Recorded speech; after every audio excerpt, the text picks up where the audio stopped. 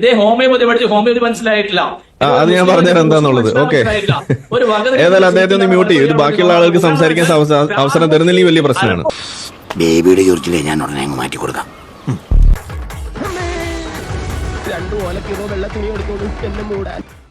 അശാസ്ത്രീയമായിട്ടുള്ള ഒരു ചികിത്സ നടത്തി എന്ന് പറയുമ്പോൾ സ്വാഭാവികമായിട്ടും ഈ ചികിത്സ നടത്തിയ അല്ലെങ്കിൽ ഈ ചികിത്സ നടത്താൻ നിർബന്ധിച്ച അക്യൂപങ്ചറിസ്റ്റ് സ്വാഭാവികമായും പ്രതിക്കൂട്ടിലാവും. അത് നിങ്ങൾ ന്യായീകരിക്കുന്നുണ്ടോ?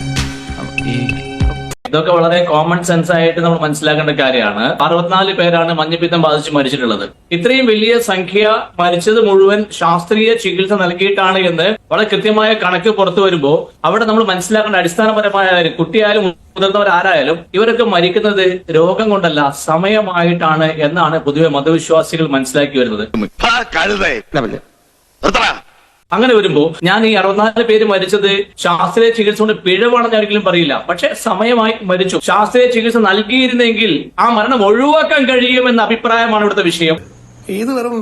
അങ്ങനെയാണെങ്കിൽ 64 പേര് മരണം ഒഴിവാക്കാൻ സാധിക്കണമായിരുന്നു. അങ്ങനെ ഒഴിവാക്കാൻ സാധിച്ചിരുന്നെങ്കിൽ തീർച്ചയായും നിങ്ങൾ പറഞ്ഞ ന്യായമാണ്. നിങ്ങൾ എന്ത് വിവരക്കേടാണ് ഈ പറയുന്നത്? ഷുഹൈബ് റിയാലു, എനിക്ക് ആ ഒരു വരിയിൽ ഒരു പ്രശ്നമുണ്ട്. സമയമാകുമ്പോൾ എല്ലാവരും മരിക്കും. അതിപ്പോ ഏത് ചികിത്സ കിട്ടിയാലും ചികിത്സ കിട്ടിയില്ലെങ്കിലും മരിക്കും, അങ്ങനെയാണോ പറയുന്നത്? അപ്പൊ പിന്നെ അതനുസരിച്ച് മുന്നോട്ട് തീർച്ചയായും മരണം ഒഴിവാക്കാൻ ചികിത്സ ഉണ്ടോ? നിങ്ങൾ കാണിച്ചാൽ കഴിയോ? ഇന്ന് ചികിത്സ കൊണ്ട് മരണം ഒഴിവാക്കാൻ കഴിയോ? രാവിലെ പരസ്പരമൊന്നും ഇല്ലാത്ത ഓരോ വർത്തമാനം പറഞ്ഞോണ്ടിരുന്നേ. ചികിത്സ നൽകിയില്ലെങ്കിലും സമയമാകുമ്പോൾ മരിക്കും എങ്കിൽ പിന്നെ ചികിത്സയുടെ ആവശ്യമില്ലല്ലോ. താങ്കളടക്കം ഈ അക്യൂപങ്ചർ ചികിത്സ പോലും നടത്തേണ്ട കാര്യമില്ല. സമയമായില്ലെങ്കിൽ ആരും മരിക്കില്ലല്ലോ. ചികിത്സ എന്തിനാണ്? ചികിത്സ എന്തിനാണ്? ഒരു മനുഷ്യൻ അനുഭവിക്കുന്ന അസ്വസ്ഥതകൾ സുഖപ്പെടാൻ ചികിത്സ, മരണം ഒഴിവാക്കാൻ ചികിത്സ കൊണ്ട് സാധിക്കില്ല എന്നുള്ള സത്യം നമുക്കത് എങ്ങനെ ന്യായീകരിക്കാം? നമുക്കറിയാം മൈക്കിൾ ജാക്സൺ എത്രത്തോളം പണം ചെലവഴിച്ചുകൊണ്ട് മരണം ഒഴിവാക്കാൻ 150 കൊല്ലം ജീവിക്കാൻ ശ്രമിച്ച ലോക പ്രശസ്തനായ പേഴ്സണാലിറ്റിയാണ്. ചികിത്സ ലഭിക്കാത്തതിന്റെ കുഴപ്പം കൊണ്ടാണോ മൈക്കിൾ ജാക്സൺ മരണപ്പെട്ടത്?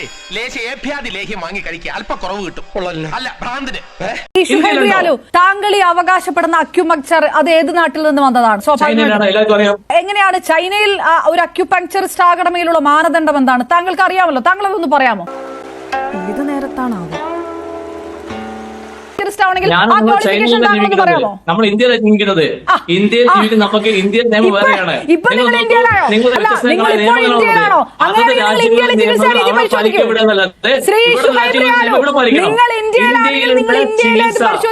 നീ എവിടെയെങ്കിലും ഉറച്ചു നിൽക്കണം. 2024 ജസ്റ്റിസ് രാമചന്ദ്രൻ അവർകൾ അദ്ദേഹം കേരള ഹൈക്കോടതി അദ്ദേഹം ഉത്തരവിട്ടു.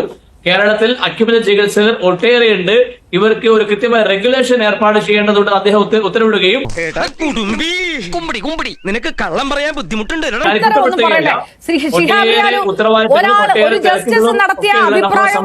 കൂട്ടിച്ചേർത്ത് പറയല്ലേ, നാട്ടുകാർ തെറ്റിദ്ധരിക്കും. നാട്ടുകാരെ തെറ്റിദ്ധരിപ്പിക്കാൻ ഈ ഷോയിൽ ഞാൻ അനുവദിക്കില്ല. അങ്ങനെ ഒരു ഉത്തരവ് ഇവിടെ ഇല്ല. അങ്ങനെ ഒരു ഉത്തരവും ഇല്ല. താങ്കൾക്ക് ആ ഉത്തരവിന് ഒരു കോപ്പിയും കാണിക്കാൻ പറ്റില്ല. ക്വാളിഫിക്കേഷൻ കൃത്യമായിട്ട് വേണമെന്ന് ആരോഗ്യ ഹെൽത്ത് ഡിപ്പാർട്ട്മെന്റിന്റെ മെഡിക്കൽ കൗൺസിലിന്റെ ഉത്തരവുണ്ട്. ആ ക്വാളിഫിക്കേഷൻ എന്താണ്? ഇനി ഇന്ത്യയിലെ ക്വാളിഫിക്കേഷൻ എന്താണ്? MBBSന്റെ ക്വാളിഫിക്കേഷൻ നിർവചനമുണ്ട്. ഇതേപോലെ എന്റെ അമ്മയെ നാട്ടിച്ച് ഹോമിയോ, സിദ്ധോ, നാച്ചുറോപ്പതി എല്ലാ ചികിത്സ കൃത്യമായ അതത് കൗൺസിൽ കൃത്യമായ നിർദ്ദേശങ്ങളുണ്ട്. എങ്ങനെ താൻ ഇത് ഏത് ലോകത്താ? അതൊന്നും നടപ്പുള്ള കാര്യമല്ല. ഷിഹാബ് റിയാലും കാടടച്ച് വെടിവെച്ചാലൊന്നും കണ്ണടച്ചിരുട്ടാക്കിയാലൊന്നും അത് ഇരുട്ടാവില്ല. ഷിഹാബ് റിയാലും ശരി, താങ്കൾ അവിടെ നിൽക്കട്ടെ. ഞാൻ പറയാം.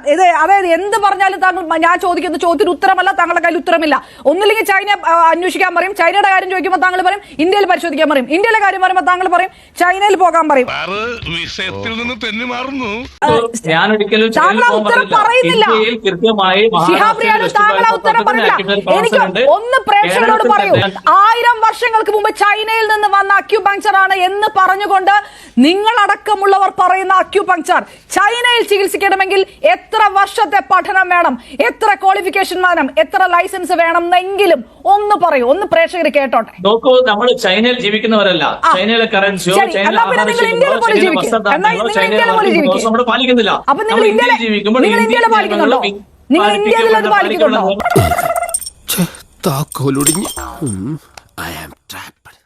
എന്നുള്ളത് നമ്മൾ പരിശോധിക്കുകയും അന്വേഷിക്കുകയും അതിന് ഇന്ത്യൻ ഗവൺമെന്റും കേരള ഹൈക്കോടതി ഉത്തരവുകളും നിങ്ങൾ പരിഗണിക്കാതെ ഇന്ത്യൻ ഗവൺമെന്റ് നിങ്ങൾ ഏത് ഇന്ത്യൻ ഗവൺമെന്റിന്റെ കാര്യമാണ് പറയുന്നത്? 2 മാസം കൊണ്ട് അക്യുപങ്ചർ കോഴ്സ് പഠിച്ച് വീട്ടിൽ പ്രസവം ശ്രീ ശിഹാബ് റിയാലു അട്ടർ നോൺസെൻസ് ആണ്. ഇതൊരു അട്ടർ നോൺസെൻസ്. 2 മാസം കൊണ്ട് അക്യുപങ്ചർ കോഴ്സ് പഠിച്ചിട്ട് ചികിത്സിക്കാമെന്ന് ഏത് ഇന്ത്യൻ ഗവൺമെന്റ് ആണ് പറഞ്ഞിരിക്കുന്നത്? വെറുതെ വിഡിത്തം പറഞ്ഞ് നാട്ടുകാരെ പറ്റിക്കല്ലേ. എന്നെ ഹനുമാനിലായിരുന്നു എല്ലാരും വിളിച്ചിരുന്നത്. ഈ മോന്ത കണ്ടിട്ടാ ചാട്ടം കണ്ടിട്ട് ഏത് ഇന്ത്യൻ ഗവൺമെന്റ് ആണ്? ഏത് ഉത്തരവിനകത്താണുള്ളത്? 2 മാസം കൊണ്ടോ കേരളത്തിൽ ആരും അക്യുപഞ്ചർ പഠിപ്പിക്കുന്നത് എനിക്ക് തോന്നുന്നില്ല. കേരളത്തിൽ നല്ല സ്റ്റാൻഡേർഡ് ആയിട്ടുള്ള എത്ര വർഷം പഠിക്കുന്നുണ്ട്? ഇവരൊക്കെ തന്നെ നമ്മള് കേരള ഗവൺമെന്റ് അല്ലെങ്കിൽ നമ്മുടെ ഹൈക്കോടതി ഉത്തരവ് അനുസരിച്ചിട്ടുള്ള കാലയളവിൽ കൃത്യമായ പഠനം നൽകിയത് കൊണ്ട് തന്നെയാണ്. നിങ്ങൾ എത്ര പഠിപ്പിച്ചാലും കപടശാസ്ത്രമാണ്. നമ്മുടെ ഹൈക്കോടതി ഉത്തരവ് അനുസരിച്ച് ഹൈക്കോടതി ഉത്തരവില്ല, അങ്ങനെ ഒരു ഉത്തരവില്ല. തെറ്റിദ്ധരിപ്പിക്കരുത്. അങ്ങനെ ഒരു ഉത്തരവില്ല. ശിഹാബ് റിയാലു, അങ്ങനെ ഒരു ഉത്തരവില്ല. അതേത് ഉത്തരവാണ് താങ്കളത്? ഏത് ഉത്തരവ്? അങ്ങനെ ഒരു ഉത്തരവില്ല. ഹൈക്കോടതിയിൽ വന്നപ്പോൾ അങ്ങനെ ഒരു ഉത്തരവില്ല. ഉത്തരവിറക്കിയിട്ടുണ്ട്. താൻ എന്നെ കുത്തുവാള എടുപ്പിക്കാൻ വന്നാണോ? കാലം കുറച്ചാലും ഇപ്പൊ ശരിയാക്കാന്ന് ചിലച്ചോണ്ടിരുന്നാ പോരാ. എപ്പൊ ശരിയാക്കാ ഒക്കൊന്ന് ഇപ്പൊ പറയണം. പരിശോധിക്കാതെ ഇല്ല, അങ്ങനെ ഒരു ഉത്തരവില്ല. കാര്യങ്ങൾ താരതമ്യം ചെയ്തുകൊണ്ട് അങ്ങനെ ഒരു ഉത്തരവുമില്ല. അങ്ങനെ ഒരു ഉത്തരവുമില്ല. കൃത്യമായ ക്വാളിഫിക്കേഷൻ ഇല്ലാതെ അക്യുപങ്ചർ പ്രാക്ടീസ് ചെയ്യാൻ പാടില്ല എന്ന് ഇതുവരെ വന്ന മാറ്റങ്ങൾക്കനുസരിച്ചുള്ള മാറ്റങ്ങൾ ഇവിടെ വന്നിട്ടില്ല.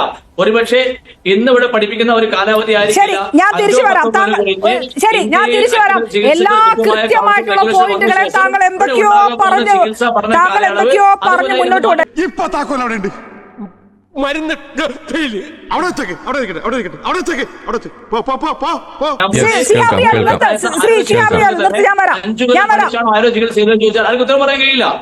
താങ്കൾക്ക് ശ്രീ ആരിഫ് ഹുസൈൻ, ഈ 5 വർഷമെങ്കിലും മിനിമം ബാച്ചിലേഴ്സ് ഡിഗ്രി മിനിമം എങ്കിലും എടുത്താലേ ലൈസൻസിന് അപ്ലൈ ചെയ്യാൻ പറ്റുള്ളൂ. അത് ചോദിക്കുമ്പോൾ ചൈനയിലല്ലല്ലോ, നമ്മൾ ഇന്ത്യയിലല്ലേ എന്ന് ചോദിക്കും. ഇപ്പൊ പറഞ്ഞു ഹൈക്കോടതി ഉത്തരവ് അങ്ങനെ ഒരു കാര്യം നിലവിലില്ല.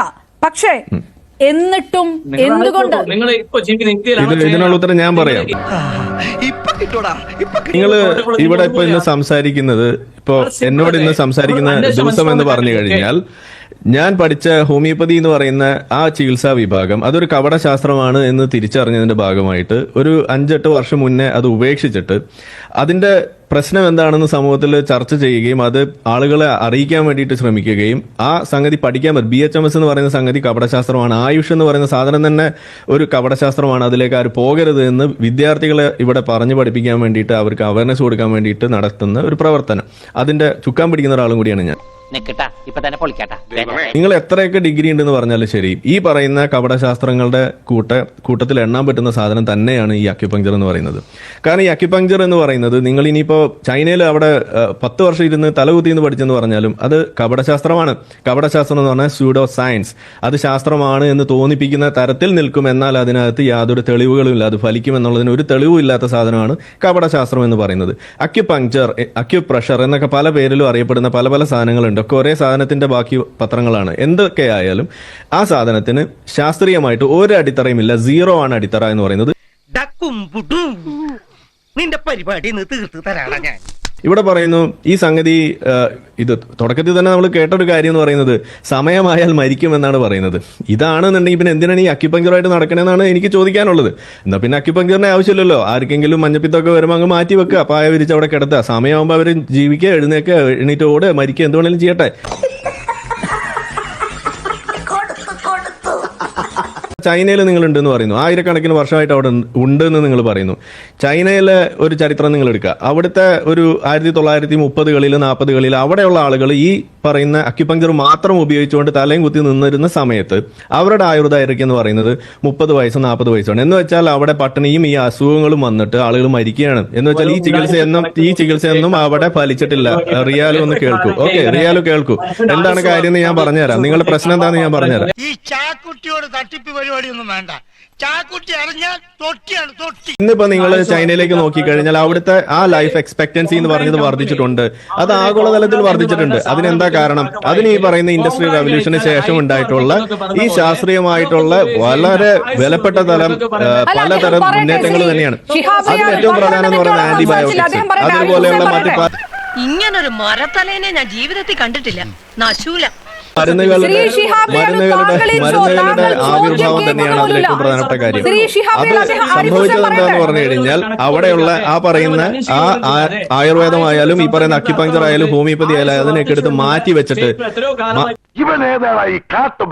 അദ്ദേഹത്തെ ഒന്ന് മ്യൂട്ട് ചെയ്യാവോ? അദ്ദേഹം പറയുന്ന സമയത്ത് നമ്മളാരും സംസാരിച്ചിട്ടില്ല. മാത്രം 1 മണിക്കൂർ സംസാരിച്ചാലൊന്നും ഈ വിഷയം ഇത് വേറെ ആരും സംസാരിക്കരുതെന്ന് പറഞ്ഞെങ്കിലും ശരിയാവാ. നിങ്ങളുടെ അക്യുപങ്ചർ ഒരു മണ്ണാങ്കട്ടയാണ്, അത് കപടശാസ്ത്രമാണ്. ഇതേ ഹോമിയോപ്പതി പഠിച്ച് ഹോമിയോപ്പതി മനസ്സിലായിട്ടില്ല.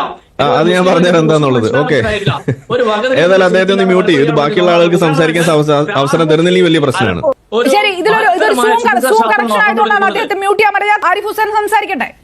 യെസ്, അപ്പൊ ഞാൻ പറഞ്ഞു വന്നത് അക്യുപങ്ചർ എന്ന് പറയുന്നത് അതൊരു കപടശാസ്ത്രമാണ്. ചൈനയിൽ അക്യുപങ്ചർ മാത്രം ഉണ്ടായിരുന്ന കാലത്തും ആളുകൾ ചത്തു വീഴുകയായിരുന്നു. പിന്നെ അതിനുശേഷവും സംഭവിച്ചുകൊണ്ടിരിക്കുന്നത് ഇന്ന് അവിടെ ആളുകൾ ജീവിക്കുന്നുണ്ടെങ്കിൽ ആധുനിക വൈദ്യത്തിന്റെ ബലത്തിൽ തന്നെയാണ്. ഇത് വലിയ പൊല്ലാപ്പായല്ലോ. എന്തെങ്കിലും എനിക്ക് ചോദിക്കാൻ പോലും പറ്റാത്ത ഒരു അവസ്ഥയാണ്. ശ്രീ ഷിഹാബ് റിയാലു, ഒരു ചർച്ചയിലും മര്യാദ കാണിക്കണം. ഇത്രയും സമയം ഞാൻ താങ്കൾക്ക് തന്നു. മറ്റുള്ളവർക്ക് സംസാരിക്കാനുള്ള സമയം കൊടുക്കാനുള്ള മര്യാദ താങ്കൾ കാണിച്ചേ പറ്റുള്ളൂ. താങ്കൾക്ക് സംസാരിക്കാൻ സമയം തരണം, ഏകപക്ഷീയമാകരുത് എന്നുകൂടി താങ്കൾ ചർച്ചയ്ക്ക് മുമ്പ് പറഞ്ഞിരുന്നു. അത് മറ്റുള്ളവർക്കും വാദമാണ്. അവരും വെറുതെ വന്നിരിക്കുന്നില്ലല്ലോ, അവർക്കും പറയാനുണ്ടല്ലോ കാര്യങ്ങൾ. ഒരു മര്യാദ വേണ്ടേ? ഇതിനകത്ത് കുറ്റവാളികളാകുന്നത് ഇതെല്ലാം അറിഞ്ഞിട്ടും ഇതിന്റെ പിറകെ പോകുന്ന രക്ഷിതാക്കളാണോ, ഒന്നും ചെയ്യാത്ത സർക്കാരാണോ എന്നുള്ളതാണ് ചോദ്യം. ഇത് വ്യക്തികൾക്ക് ഇതിനകത്ത് പ്രത്യേകിച്ച് ഒന്നും ചെയ്യാൻ കഴിയില്ല എന്നുള്ളതാണ് ഇതിന്റെ കാര്യം. കാരണം അങ്ങനെ ചെയ്യാൻ കഴിയുമായിരുന്നുണ്ടെങ്കിൽ നമ്മളൊന്നും ഇവിടെ വസൂരി വന്ന് മരിക്കില്ലായിരുന്നു. അപ്പോൾ വസൂരി കൊണ്ടൊക്കെ നമ്മൾ മരിച്ചിരുന്ന ഒരു കാലത്ത് നിന്ന് ഇന്ന് നമ്മൾ വസൂരി കൊണ്ട് മരിക്കാത്തൊരു കാലത്തേക്ക് വന്നിട്ടുണ്ടെങ്കിൽ അത് വാക്സിനേഷൻ വഴിയാണ് നമുക്കത് കിട്ടുന്നത്. 100% ഞാൻ യോജിക്കുന്നു. അതിൻ്റെതായിട്ടുള്ള ശാസ്ത്രീയമായിട്ടുള്ള പഠനങ്ങൾ നടത്തി ഇത് അതിനുള്ളൊരു പോംവഴിയാണ് എന്ന് കണ്ടെത്തിയ ആളുകൾ ഇത് ലോകത്ത് പ്രചരിപ്പിക്കുമ്പോൾ അത് ജനങ്ങളിലേക്ക് എത്തിക്കുക എന്നുള്ളത് ഈ ജനങ്ങൾ ആരുടെ കീഴിലാണോ വരുന്നത് അത് ഗവൺമെന്റ് കീഴിലാവുമ്പോൾ ഗവൺമെന്റിന്റെ ഒരു ബാധ്യതയായിട്ട് മാറുകയാണ് ഇത് അവരിലേക്ക് എത്തിക്കണം എന്നുള്ളത്. അങ്ങനെയാണ് ഈ സംഗതി ഇവരിലേക്ക് എത്തിക്കുന്നത്. മുതലാളിയുടെ തലയിലാണല്ലോ വീഴുന്നത്. അതെ, പ്രതിമ എന്റെ കയ്യിൽ ഇരിക്കുന്നതുകൊണ്ടാ. ഭക്ഷണത്തിന്റെ കാര്യം, ഇപ്പൊ ഒരു കുട്ടി ജനിച്ചു വീഴുമ്പോൾ ആ കുട്ടിയുടെ ആ ജനന സമയത്തുള്ള അബ്ഗാർ സ്കോർ എടുക്കുന്നത് മുതൽ അവിടെ നിന്ന് അങ്ങോട്ട് പല കാര്യങ്ങളും നമ്മൾ നോക്കിയിട്ട് ആ കുട്ടിയുടെ ഓരോ ഇൻഡെക്സും നമ്മൾ മാർക്ക് ചെയ്തു പോകുന്നത് എന്തിനു വേണ്ടിയിട്ടാണ്? ഇത് നമ്മുടെ പദ്ധതികൾ ആസൂത്രണം ചെയ്യാൻ വേണ്ടിയിട്ടും കൂടിയാണ്. ഈ പറയുന്ന അംഗൻവാടികളായാലും മറ്റു പല മേഖലകളിൽ ഇത് ചെയ്തുകൊണ്ടിരിക്കുന്നതിന് വേണ്ടിയിട്ടാണ്.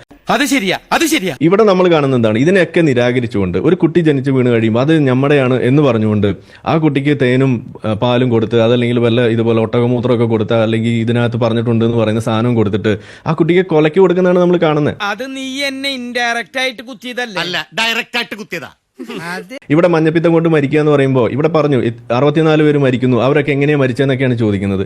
അതെന്താ ചോദ്യം വരുന്നതെന്ന് പറഞ്ഞു കഴിഞ്ഞാൽ ഈ സംഗതിയെ കാണേണ്ടതിന്റെ ഒരു അടിസ്ഥാന ജ്ഞാനമില്ലാത്തതിന്റെ കുഴപ്പമാണ്. എന്റെ പൊന്നിയടത്തി ഇവളെ കൊണ്ട് ഇതൊന്നും ഉണ്ടാക്കിക്കല്ലേ, നമ്മൾ ജീവിതം മറുത്തു. ഈ പറയുന്ന പണ്ടുണ്ടായിരുന്ന സാധനത്തിൽ നിന്നൊക്കെ തന്നെയാണ് പലതും നമ്മൾ ഇന്ന് ആധുനിക വൈദ്യത്തിന്റെ തെളിവുകളോട് കൂടി അത് അപ്ലൈ ചെയ്യുന്നത്. ആ അപ്ലൈ ചെയ്യുന്ന സമയത്ത് അതിന്റെ സൈഡ് എഫക്ട്സ് കുറയ്ക്കുന്നു, അതിന്റെ എഫിക്കസി കൂട്ടുന്നു, ബെറ്റർ മോളിക്യൂൾസ് നമ്മൾ കണ്ടെത്താൻ വേണ്ടി ശ്രമിക്കുന്നു. അതൊരു ബേസ് ആയിട്ട് എടുത്തുകൊണ്ട് അതിന്റെ മുകളിലേക്ക് മറ്റു പുതിയ മോളിക്യൂൾസ് കണ്ടെത്തുന്നു. പക്ഷേ ഒറ്റയടിക്ക് ആൾട്ടർനേറ്റ് മെഡിസിനുകളെ പരിപൂർണമായിട്ടും നിരോധിക്കണം എന്നുള്ളൊരു നിലപാട് അത് നടക്കുമോ എന്നുള്ള അത് പ്രാക്ടിക്കൽ ആണോ? അത് മറ്റു ലോകരാജ്യങ്ങളിൽ അത് നടപ്പാകുന്ന കാര്യമല്ല. അങ്ങനെ നടപ്പാക്കിയിട്ടുള്ള കാര്യമാണോ എന്ന് ചോദിച്ചാൽ ആണ്. അതിന്റെ വക്താവാണ് ഞാൻ എന്ന് വേണമെങ്കിൽ പറയാം. കാരണം ഇടപെടരുത്. താങ്കൾ പറയുന്നത് അതിനെ ഓപ്പോസിറ്റ് ആയിട്ടുള്ള വാദമല്ല, അത് വേറെന്തോ ആണ്. എനിക്ക് ഭ്രാന്തായി പോയതാണ്, അത് നാട്ടുകാർക്ക് മൊത്തം ഭ്രാന്തായ. അക്യുപങ്ചർ സയൻസ് അസോസിയേഷൻ നിങ്ങൾ തമ്മിൽ വല്ല ബന്ധമുണ്ടോ? ആൾക്കാരെണ്ണം ക്രമമായി വർദ്ധിച്ചുകൊണ്ടിരിക്കുന്നു. ശ്രീ ഷുഹൈബ് റിയാലു, രംഗബോധമില്ലാത്ത കോമാളി നിന്നെ ഞാൻ അക്യുപങ്ചർ സയൻസ് അസോസിയേഷനും നിങ്ങൾ തമ്മിൽ ബന്ധമുണ്ടോ? അക്യുപങ്ചർ ചികിത്സ ഉപയോഗപ്പെടുന്നുണ്ട് എന്ന് പറയുമ്പോൾ ഞാൻ ചോദിക്കുന്ന ഒരു കാര്യം കേൾക്കുന്നില്ല. അക്യുപങ്ചർ സയൻസ് അസോസിയേഷനുമായിട്ട് നിങ്ങൾക്ക് ബന്ധമില്ലാത്തത് എന്തുകൊണ്ടാണ്? അതൊന്നും ചോദിച്ചിട്ട് ഒരു കാര്യമില്ല. പുള്ളി വേറെ എന്തൊക്കെ പറഞ്ഞുകൊണ്ടിരിക്കുകയാണ്. അത്ര വലിയ ബന്ധങ്ങളിലേക്ക് പോണോ ശിവൻകുട്ടി? റേഷൻ കട മറന്ന് മണ്ണെണ്ണ വാങ്ങണോ? അക്യുപഞ്ചർ സയൻസ് അസോസിയേഷൻ ഈ അദ്ദേഹം പറയുന്ന ഈ അസോസിയേഷനെ അംഗീകരിക്കുന്ന പോലുമില്ല. ഞാൻ ശരിയാക്കി തരാം. ഒരു സൂചി എടുത്തപ്പോ ഞാൻ ശരിയാക്കി തരാം. എനിക്ക് തോന്നുന്നു അദ്ദേഹം ഒരു ചികിത്സയ്ക്ക് അപ്പുറത്തേക്ക് കുറച്ചുകൂടെ പ്രഭാഷണം കൊണ്ട് ചികിത്സിക്കുന്ന ഒരു തരത്തിലാണ്. അത് അക്യുപഞ്ചർ അല്ല ശ്രീ ഷുഹൈബ് റിയാദ്. മാവനെ കൊണ്ട് അതിനൊന്നും ആവൂതന്നെ. ഇവിടുത്തെ നാട്ടുകാർക്ക് എന്റെ വ്യക്തിപരമായ പേരിൽ ഞാൻ നന്ദി രേഖപ്പെടുത്തിക്കൊള്ളുന്നു. ഒന്ന് സബ്സ്ക്രൈബ് ചെയ്തിട്ട് പോടാ.